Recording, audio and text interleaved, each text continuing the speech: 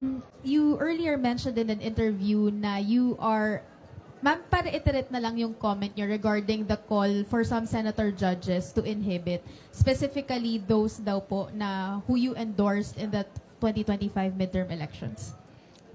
Okay.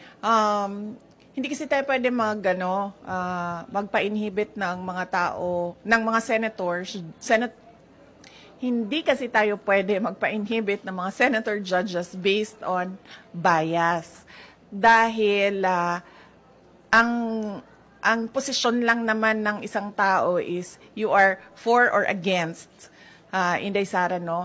Kung ganun ang ating basehan sa inhibition, ay dapat din natin ipa-inhibit ang mga senators na meron ding bias against Sara Duterte, no? Tulad na lang ni Senator Risa Ontiveros na in a public speech, sinabi niya na kailangan talaga, ano ba term na ginamit? Kailangan burahin or kailangan wasakin, kailangan sirain, gibain ang pamilyang Duterte. So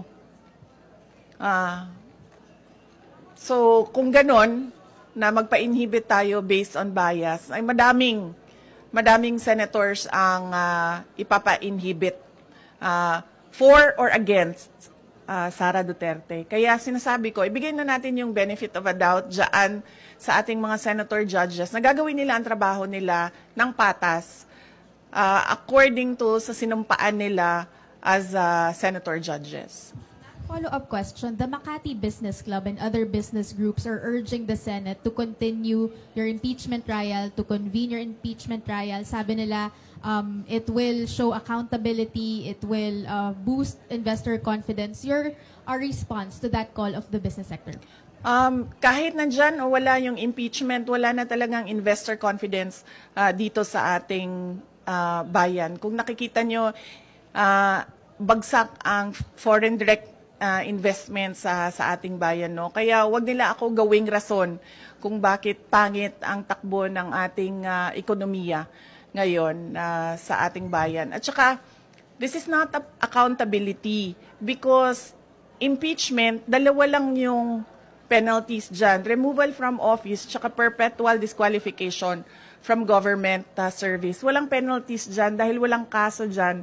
Ang impeachment ay removal process ng isang impeachable officers. Kung gusto talaga nila ng accountability, ay mag-file ng mga kaso dyan sa mga korte. Alam naman natin at alam naman nila na yung mga pirma ng mga congressman, unang-una hindi nila binasa yung articles of impeachment. Pangalawa, marami sa kanila ang tumanggap ng budget o pera kapalit ng kanilang signatures. In fact, madami sa kanila ang umamin na may kapalit yung kanilang pagpirma doon sa articles of impeachment. So if we are to talk about accountability by business groups, dapat questionin din natin kung paano ginawa yung articles of impeachment at paano pinasa yung articles of impeachment papunta doon sa